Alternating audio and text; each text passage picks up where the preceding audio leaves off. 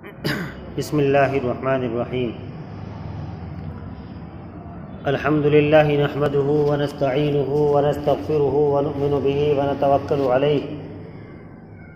ونعوذ باللہ من شرور انفسنا ومن سیئات اعمالنا من یہدہ اللہ فلا مضل لہ ومن یضلل فلا ہادی لہ ونشہد ان لا الہ الا اللہ وحدہ لا شریک لہ ونشہد ان محمدا عبدہ ورسولہ اعوذ باللہ من الشیطان الرجیم بسم اللہ الرحمن الرحیم قال اللہ تبارک وتعالی فی القرآن المجید والفرقان الحمید اعوذ باللہ من الشیطان الرجیم بسم اللہ الرحمن الرحیم یا ایھا الذین آمنوا اذا نودی للصلاة من یوم الجمعۃ فاسعوا الی ذکر اللہ وذروا البیع ذلکم خیر لکم ان کنتم تعلمون صدق اللہ العظیم۔ میرے محترم بزرگوں، بھائیوں،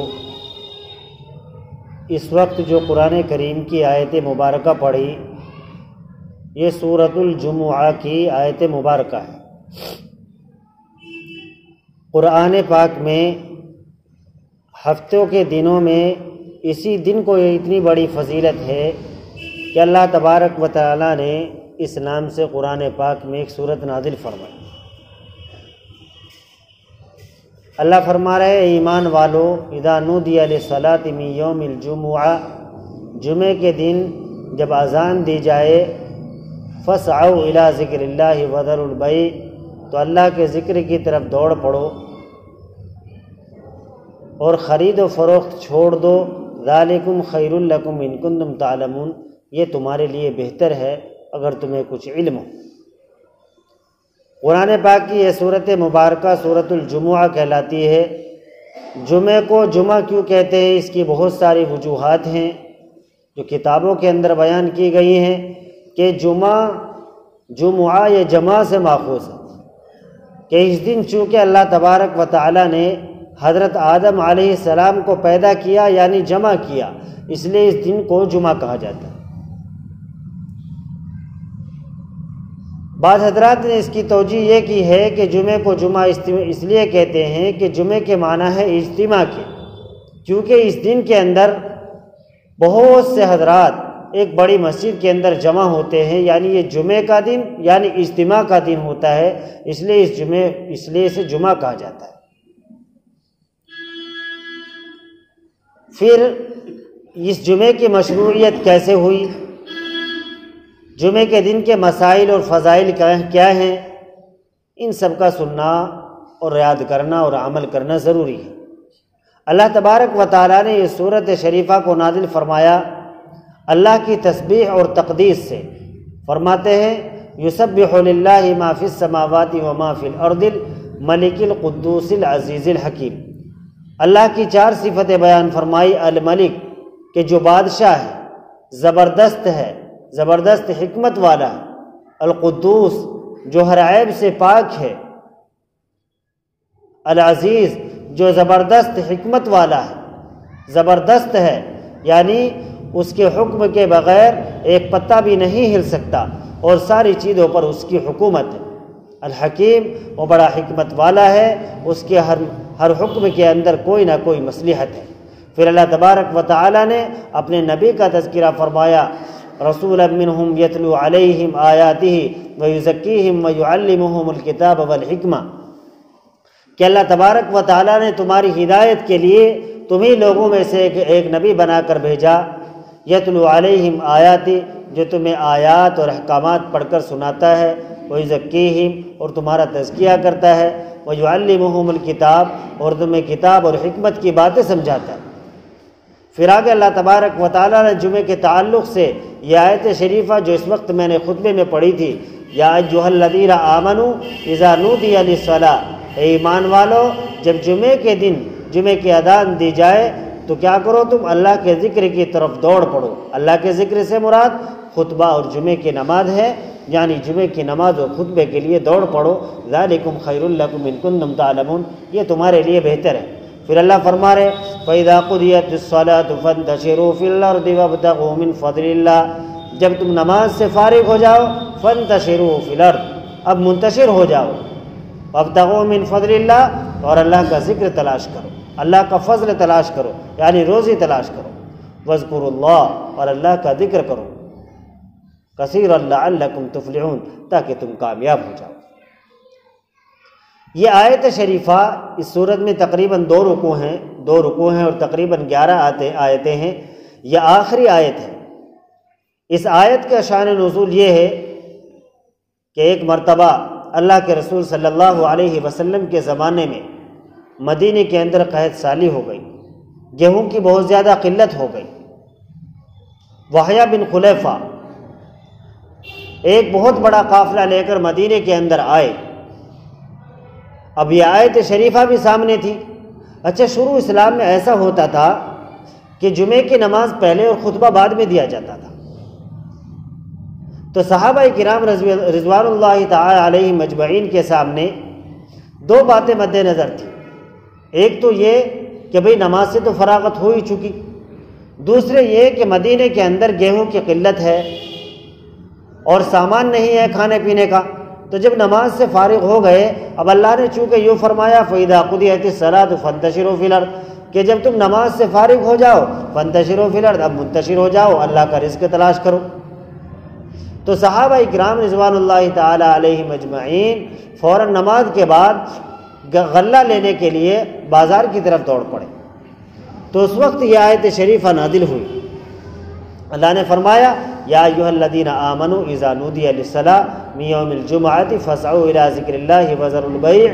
ذلکم خیر لکم ان کنتم تعلمون فاذا قضیت الصلاۃ فانتشروا فی الارض۔ بھائی خطبہ بھی سننا ہے اور نماز بھی پڑھنی ہے، دونوں کام کرنے ہیں، اس کے بعد رزق تلاش کرنا ہے۔ اچھا، پھر بعد میں آگے چل کر صحابہ کے زمانے میں اب خطبہ شروع پہلے ہو گیا اور نماز بعد میں ہو گئی تھی۔ یہ صحابہ کرام کا متفقہ فیصلہ تھا۔ غرض ہمیں بتلانا یہ مقصود ہے کہ جمعے کا دن بڑا ہی اہمیت کا حامل ہے۔ اللہ تبارک و تعالی نے اس دن کے اندر بڑی خصلتیں اور بڑی خوبیاں بیان فرمائی۔ اسی بات سے اندازہ لگایا جا سکتا ہے کہ اس دن کو جمعے کے دن کو تمام دنوں کا سردار کہا گیا۔ سید الایام یوم الجمعہ کے جمعے کا دن تمام دنوں کا سردار۔ اور اس بات سے بھی اندازہ لگایا جا سکتا ہے کہ اللہ تبارک و تعالی نے 7 دن بنائے ہفتے کے، اور 7 دنوں میں سے قرآن میں صرف جمعے کے دن کے نام سے سورت ہے اور کسی دن کے نام سے کوئی سورت نہیں۔ اس سے بھی اس کی فضیلت کا اندازہ لگایا جا سکتا ہے۔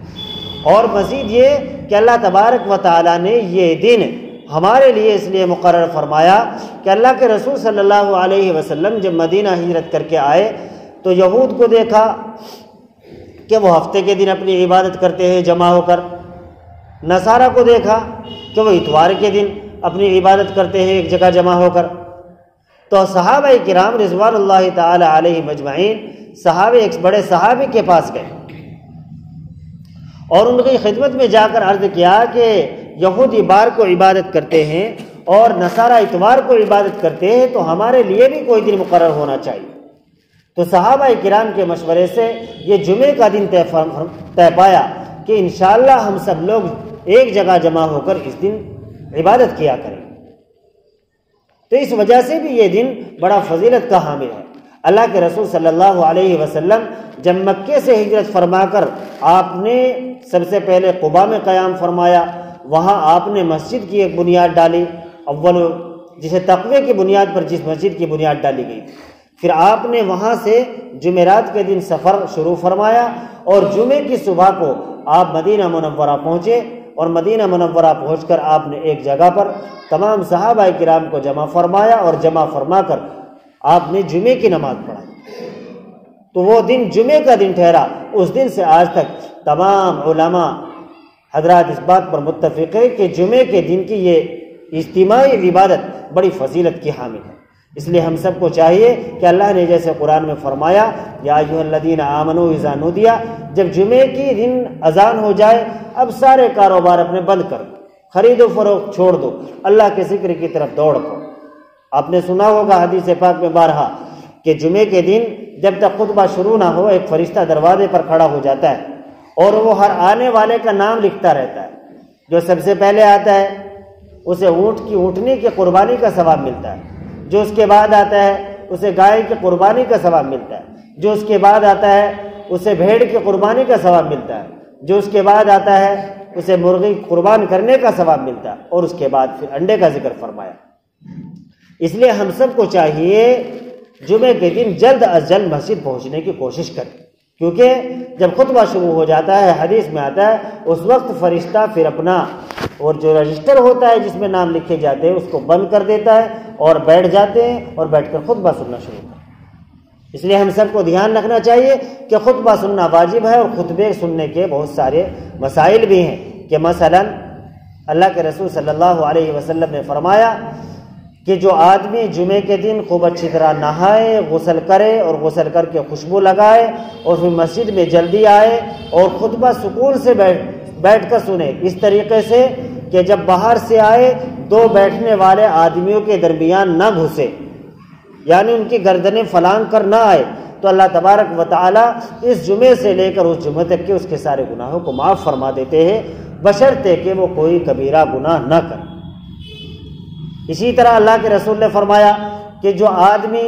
جمعے کو اس طریقے سے ادا کرے، ایک رمضان کے بعد دوسرے رمضان کے روزے رکھے، 5 وقتہ نماز پڑھے، ایک جمعے کے بعد دوسرے جمعے کی نماز پڑھے، تو اللہ تبارک و تعالیٰ اس کی برکت سے سارے سال کے گناہوں کو معاف فرما دیتے ہیں، مگر کبیرہ گناہ، یعنی کبیرہ گناہ توبہ سے معاف ہوتے ہیں، اللہ چھوٹے گناہ سب معاف فرما دیتے ہیں۔ اس لیے جمعے کے دن کی بڑی فضیلت ہے، اس فضیلت کو سامنے رکھ کر ہمیں وقت سے پہلے مسجد میں آنا چاہیے، تاکہ کچھ دین کی بات سننے کا موقع ملے اور آرام سے اپنی اپنی جگہوں پر بیٹھ کر سکون و اطمینان اور وقار کے ساتھ خطبہ سننے کا موقع ملے۔ اس وجہ سے بھی حضرات سے درخواست کی جاتی ہے کہ جو پہلے آنے والے حضرات ہیں وہ صفوں میں مل کر بیٹھیں، تاکہ بعد میں آنے والوں کو جہاں موقع ملے وہ وہاں بیٹھ جائیں، آگے صفیں خالی نہ چھوڑا کریں، مل کر بیٹھ جایا کریں، تاکہ آنے والوں کو کوئی پریشانی نہ ہو۔